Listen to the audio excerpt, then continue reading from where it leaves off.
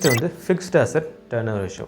So fixed asset first total அசெட்லாம் பார்த்தோம். அது வேல்யூலே டோட்டல் அசெட் அந்த நேம்லேயே தெரிஞ்சிச்சு மொத்த asset. So fixed asset turnover ratio வந்து என்ன சொல்லுவதுனா இந்த கம்பெனியோட ஆப்ரேட்டிங் எஃபிஷியன்சி எப்படி இருக்குது.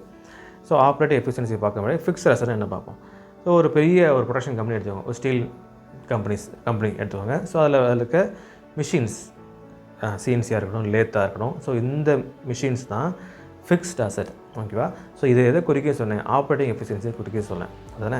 ஸோ இந்த ஃபிக்ஸ்டு அசெட் மூலமாக அந்த கம்பெனியோட தான் ஆப்ரேஷன் நடக்கும். ஃபார் எக்ஸாம்பிள் வந்து ஒரு ஸ்டீல் பார்ட் எதை ப்ரொடியூஸ் பண்ணுறாங்க அப்படின்னா, ஸ்டீல் பார்ட் எது ப்ரொடியூஸ் பண்ணுறதுனா சிஎன்சி மிஷின் வச்சுக்கோங்களேன்.